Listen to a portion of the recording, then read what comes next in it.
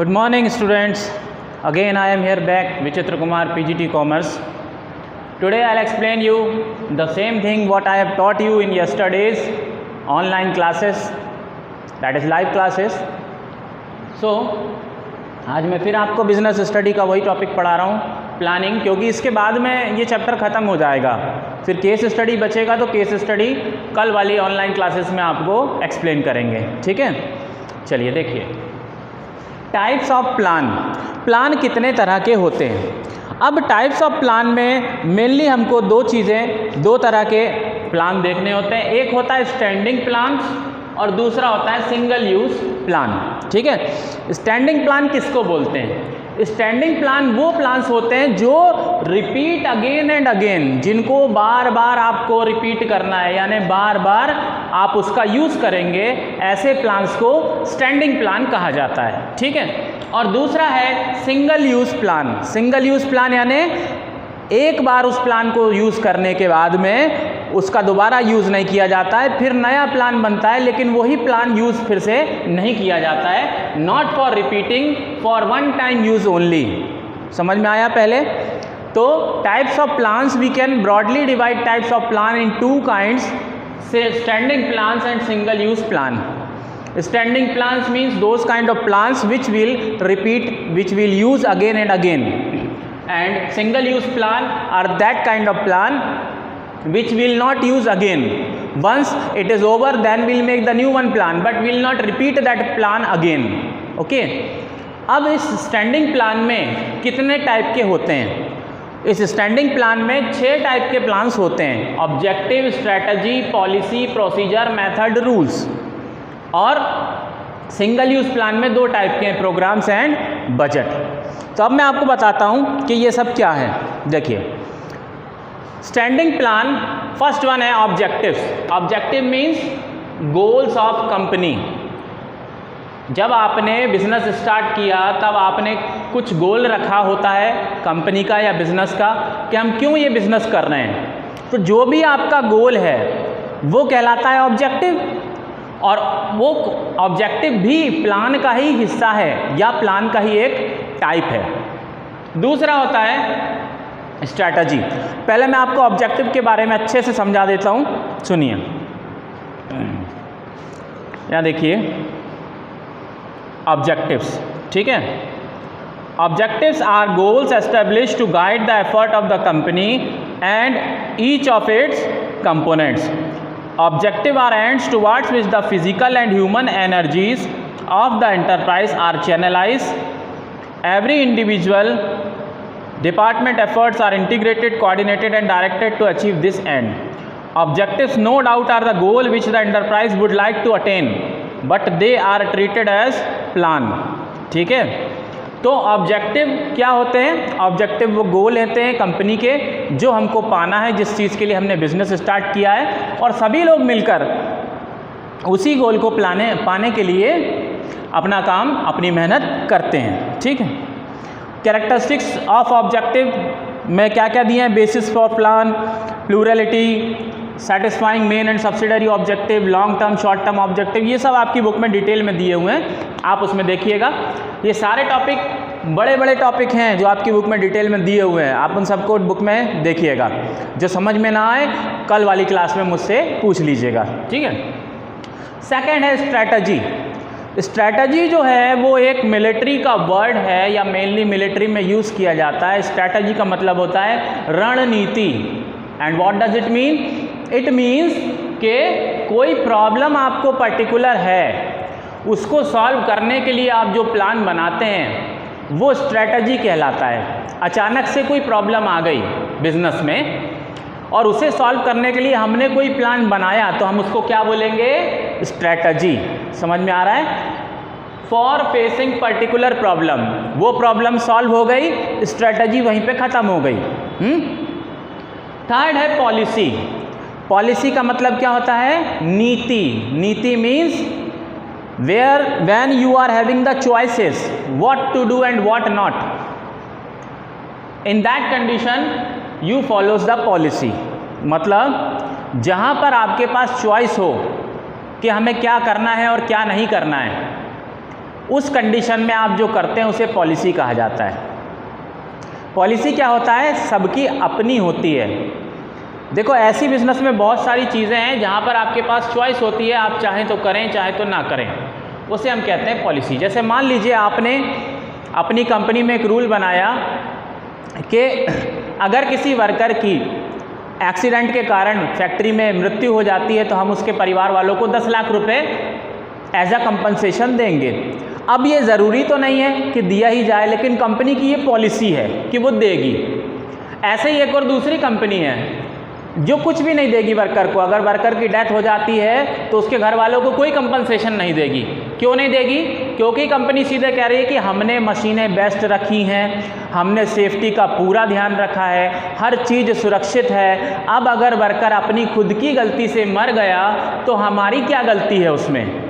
ये बात भी सही है कि अगर कंपनी ने सेफ्टी का पूरा ध्यान रखा है, हर तरीके से प्रॉपर ट्रेनिंग दी गई है अपने एम्प्लॉयज़ को, वर्कर्स को, उसके बाद अगर अपनी लापरवाही से कोई मर जाता है तो कंपनी क्यों उसको कंपनसेशन देगी? तो एक कंपनी 10 लाख रुपए देती है, दूसरी कंपनी नहीं देती है, और दोनों अपने आप में सही भी हैं, दोनों को हम गलत नहीं कह सकते हैं। तो ये कहलाता है पॉलिसी, जहाँ पर आपके पास चॉइस है कि आप ये चाहें तो कर सकते हैं, ना चाहें तो ना कर सकते हैं। ये आपकी पॉलिसी कहलाती है। जैसी जिसकी पॉलिसी होती है वैसा उसका रिजल्ट आगे देखने को मिलता है। अगर आप एम्प्लॉयज़ का शोषण करेंगे, उनका ध्यान नहीं रखेंगे, तो फाइनली आपकी खुद की कंपनी, आपका बिजनेस बर्बाद हो जाएगा। ये बात ध्यान रखिए। बड़ी बड़ी कंपनीज, मल्टीनेशनल कंपनीज, चाहे आप टाटा की बात करें, चाहे रिलायंस की बात करें, किसी की भी बात करें, जो बड़ी कंपनीज हैं, मल्टीनेशनल हैं, जो बहुत तरक्की कर रही हैं, जिनके नाम आप सब जानते हैं, उन कंपनीज में अपने वर्कर्स, एम्प्लॉयज़ का पूरा ध्यान रखा जाता है हर चीज़ में।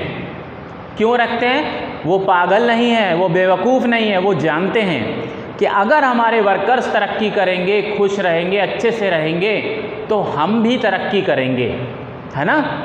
तो ये पॉलिसी में आ जाता है कि आप चाहें तो उसे करें, चाहे तो ना करें। फोर्थ है प्रोसीजर। प्रोसीजर मतलब क्या होता है कि किसी काम को करने के लिए सीक्वेंस जो होता है उसको हम क्या कहते हैं? Procedure. 1 by 1, step by step. Normally business में प्रोसीजर क्रोनोलॉजिकल ऑर्डर में होता है, यानी डेट वाइज होता है कि एक तारीख के इस तारीख को हम ये करेंगे, इस तारीख तक हमें ये काम निपटाना है, फिर ये करेंगे, फिर ये करेंगे। क्रोनोलॉजिकल ऑर्डर में सीक्वेंस होता है। ज़रूरी नहीं कि क्रोनोलॉजिकल की बात करें, कोई भी काम करने के लिए स्टेप बाय स्टेप उस काम को किया जाता है, एक के बाद एक स्टेप्स होती हैं। तो वो जो स्टेप्स होती हैं उसको हम क्या कहते हैं? प्रोसीजर। फिर है मेथड। मेथड का मतलब होता है विधि, हिंदी में कहते हैं विधि। विधि का मतलब कि आप कौन सी मेथड को फॉलो करेंगे। देखिए मेथड से मतलब है, जैसे लीफो, ये दिख रहा है लीफो। लीफो का मतलब होता है last in first out. Last in first out से क्या मतलब है? जैसे हम गुड्स बनाते हैं, हमारी फैक्ट्री में माल बन रहा है, प्रोडक्शन हो रहा है, तो उसमें हम क्या रूल रखते हैं कि लास्ट इन फर्स्ट आउट, यानी जो सबसे पहले माल बना था उसको सबसे पहले आउट यानी बाहर भेजेंगे, मतलब बेचेंगे। मान लीजिए आपने महीने भर प्रोडक्शन किया, 1 तारीख को माल बनाया, 2 तारीख को, 3 तारीख को, ऐसे करके 30 तारीख तक आपने 30 दिन माल बनाया।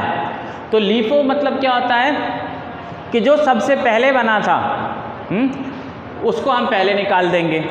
और इसी में फीफो होता है। फीफो में क्या होता है कि स्टार्टिंग से लेकर एंडिंग तक देखा जाता है और डेट वाइज गुड्स को भेजा जाता है। दोनों मेथड फॉलो होती हैं। जैसे लीफो वाली मेथड नॉर्मली जैसे अचार वाली कंपनी है, घी बनाने वाली कंपनी है, तो ये जितने पुराने होंगे उतने अच्छे होंगे। तो ये लोग क्या सिस्टम इसमें रखते हैं कि लास्ट इन फर्स्ट आउट, मतलब आज 30 तारीख को जो माल बना है, कल ही जैसे माल बना है 30 तारीख को, उसको पहले बेच दो, फिर कम पड़ेगा तो उससे पहले वाला माल बेचेंगे, जो सबसे पहले बना था उसको रखे रहो, जितना पुराना होगा उतना अच्छा होगा। इसी तरह से फीफो में फर्स्ट इन फर्स्ट आउट, यानी जो 1 तारीख को माल बना था पहले उसको बेचो, उसको बाहर भेजो। इसी तरह से जैसे आप डेप्रिसिएशन की मेथड आपने 11th क्लास में देखी, रिड्यूसिंग बैलेंस मेथड और फिक्स्ड इंस्टॉलमेंट मेथड, तो आप कौन सी मेथड अपनाएंगे वो कहलाता है मेथड्स। ठीक है, मेथड समझ में आया। कोई भी काम को करने के लिए जब अलग अलग मेथड्स होती हैं, उसमें से आप कौन सी मेथड अपनाएंगे वो उसकी मेथड्स कहलाती हैं। यानी सिंपल सी बात है कि जहाँ पर आपको किसी काम को करने के लिए मेनली लॉ के हिसाब से, अकाउंट्स के हिसाब से, ऑडिटिंग के हिसाब से कई तरीके होते हैं जहाँ पर तो उनको मेथड्स कहा जाता है। फिर रूल्स आपको पता है, नियम, व्हाट एवरीवन मस्ट फॉलो, जो सबको फॉलो करना है वो क्या कहलाता है, रूल कहलाता है। जैसे कंपनी में लिख दिया नो स्मोकिंग, तो नो स्मोकिंग क्या हो गया, रूल हो गया। ये सबको फॉलो करना है, यहाँ पर चॉइस नहीं है। वो रूल का मतलब ही यही होता है कि जो सबको फॉलो करना है। जहाँ चॉइस होती है वहाँ रूल नहीं होता है, और रूल कभी चेंज नहीं होता है। अगर वो चेंज होता है तो रूल ख़त्म हो जाता है।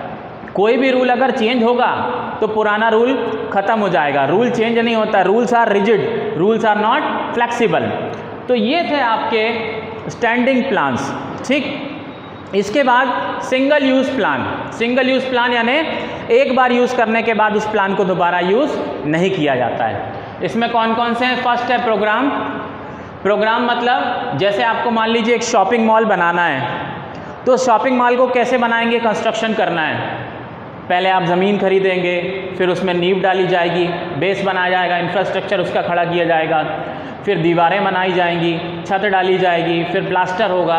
एक के बाद एक सीक्वेंस में काम चलेगा। एक पर्टिकुलर प्रोजेक्ट को करने के लिए, किसी पर्टिकुलर काम को करने के लिए जो स्टेप बाय स्टेप काम किए जाते हैं वो कहलाता है प्रोग्राम्स, ठीक है। फिर है budget. Budget means plans related to money, जो पैसों से रिलेटेड आप प्लानिंग करते हैं, क्योंकि यहाँ से इतना पैसा आएगा, यहाँ पर इतना पैसा खर्च किया जाएगा, यानी पैसों की प्लानिंग क्या कहलाती है, बजट। आप टीवी में भी देखते हैं, हर साल बजट पेश किया जाता है ना, संसद में, पार्लियामेंट में। तो वो बजट क्या है, वो पैसे का आना और जाना उसमें बताया जाता है कि इतना पैसा यहाँ से आएगा, इतना पैसा यहाँ जाएगा। यानी फ्यूचर से रिलेटेड जो प्लान बनता है, जो फ्यूचर के लिए होता है और वो मनी से रिलेटेड होता है, तो हम उसको क्या कह देते हैं, बजट। समझ में आया? एक बार देख लीजिए।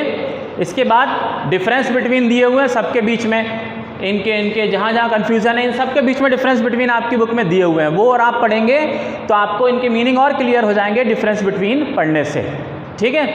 तो आप लोग इसकी तैयारी कीजिए, अपने नोट्स प्रिपेयर कीजिए, और जिनका अभी तक जिन्होंने एडमिशन फ़ीस वगैरह जमा नहीं करी है, एक बार स्कूल आके आप एडमिशन फ़ीस जमा कर दें। हमें CBSE में भी डिटेल भेजनी है, ठीक है। Thank you.